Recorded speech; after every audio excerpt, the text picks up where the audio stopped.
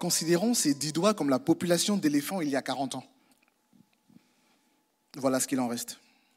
Le braconnage d'éléphants afin de contrebande d'ivoire a pris une telle ampleur que des territoires considérés jadis comme hors d'atteinte deviennent des cibles de premier plan. Tenez, par exemple au nord-est du Gabon, le parc national de Minkébé comptait en 2002 la plus importante population d'éléphants de forêt au monde. Aujourd'hui, sur 2 éléphants, 1 a été illégalement abattu. En découvrant ce chiffre, je me suis dit qu'à l'échelle du pays, la mobilisation serait décrétée.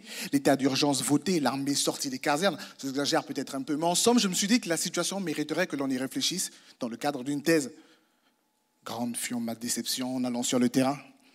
Les riverains du parc avaient des mots durs pour qualifier les acteurs de la lutte contre le braconnage des éléphants. Ils les trouvaient plus enclins aux problèmes des éléphants qu'au bien-être de la population humaine. Il faut dire qu'à l'encontre des éléphants, la liste des griefs est longue. Saccage de cultures vivrières, endommagement d'infrastructures, attaques mortelles. Je me rappelle toujours de cette commerçante qui allait jusqu'à dire que, puisque l'intérêt des éléphants était plus important que les plaintes des administrés, il faudrait, toute hypocrisie mise à part, octroyer aux éléphants le droit de vote. Je ne sais pas pourquoi, mais je me suis tout de suite imaginé un éléphant en sortie d'isoloir, la trompe pleine d'encre indélébile, barrissant comme pour narguer les villageois à voter, à voter, à voter. Plus sérieusement, dans ma thèse, j'analyse les tenants de cette dualité. D'un côté, l'explosion du négoce illégal d'ivoire, de l'autre, le rejet sous fond de désespérance sociale de toute politique liée à la protection de la faune sauvage. On aboutit à ce que l'on appelle un conflit environnemental. Il s'agit d'une opposition forte et parfois violente entre acteurs ne s'appropriant pas un espace à protéger de la même manière. Aussi, pour prévenir ces conflits, je réfléchis à faire correspondre l'efficacité de la gouvernance d'un espace à protéger et l'acceptation sociale de ce dernier. C'est la médiation écologique. Pour moi, cela est fondamental si l'on veut obtenir la mobilisation des locaux pour la protection de ce pan de patrimoine environnemental dont ils sont en quelque sorte les garants.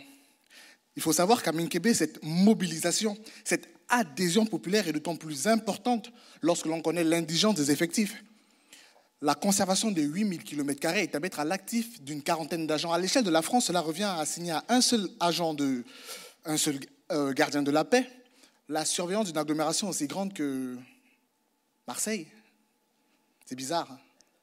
Tout aussi bizarre que je peine à trouver des aides de quelque nature que ce soit pour mener à bien cette thèse. Alors ce n'est pas facile tous les jours. Je cumule des heures d'enquête de terrain, d'analyse de documents, d'échanges avec la population locale et les acteurs de la lutte contre le braconnage des éléphants. D'ailleurs, la plupart me considèrent comme un espion, quand mes questions se font un peu trop pressantes. Pourtant, mon but, il est simple.